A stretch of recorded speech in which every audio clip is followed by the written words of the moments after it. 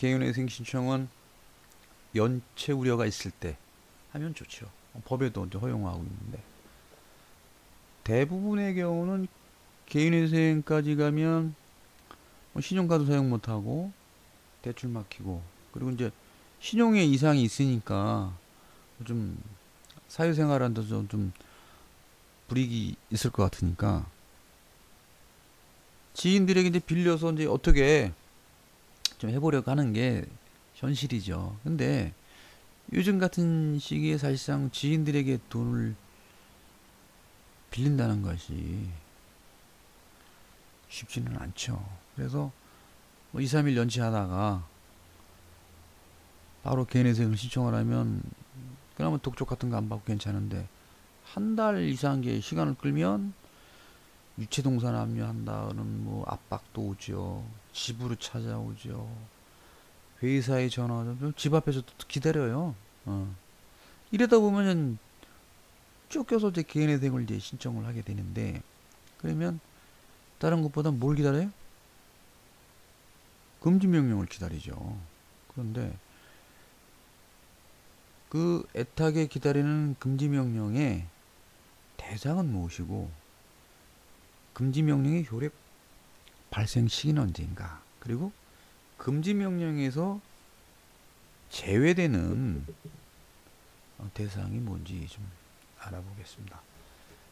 금지명령은 채무자가 이제 신청을 하죠. 채무자가 신청을 하면 법원은 결정을 내리죠. 결정을 내리는데 법원에서 내린 결정문을 보면 절차 또는 행위를 금지한다 그랬죠. 그래서 보면은 유치동산 압류라든지 급여라든지 이 부분을 강제집행이나 가압류 가처분을 금지한다는 거죠. 그리고 돈을 달라고 하는 행위 이런 것도 하면 안 되고 다만 소송행위는 해도 된다고 이제 돼 있어요. 그래서 결정을 이렇게 합니다. 그러면 이걸 좀 정리한 걸 보면 금지 대상은 강제집행 가압류 가처분 금지 대상은 유체동산이라든지 급료, 퇴직금이에요. 그렇게 하고 그러면 금지명령의 효력이 발생하는 시기는 언제냐 꼭 우리 알아야 되는 건 뭐냐면 금지명령은 채권자가 받아야 돼요. 채권자가 받아야지만 효력이 발생하는 것이죠. 그러니까 금지명령이 법원 그 사이트에 떴다고 그래가지고 그 이 효력이 있는 게 아니라 그건 결정 시기가 아니라 채권자가 받아야 되거든요. 그래서 뭐 주소가 틀리고 막 이래가지고 채권자가 못 받으면 효력이 없어요. 그래서 개인회생을 신청할 때 채권자 주소가 제대로 됐는지 꼭 확인하셔야 돼요. 채권자 명하고 채권자 주소. 이것 때문에 압류된 경우 많이 있습니다.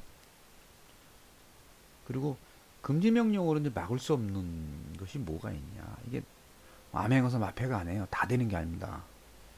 우리가 이제 그 흔히 실수하는 게 뭐냐면은 금지명령이 났는데 돈이 빠져나갔다는 거예요.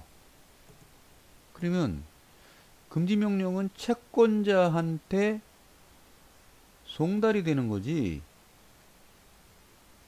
은행에 그 자동이체를 막는 그런 어떤 시스템 효력이라든 이런 게 없어요. 그러니까 항상 잔고는 비워야 되고 개인회생 신청 시 급여통장을 바꿔야 되는 건 뭐냐면은 급여통장에 뭐 카드값이라든지 대출금이 자동이체로 되어 있다고 치면은 자동이체는 금지명령으로다가 이게 중지가 되는 게 아니거든요. 금지가 되지도 않고 그러니까 반드시 개인회생 신청되는 급여통장을 채무가 없는 은행으로 교체를 하셔야 돼요. 그리고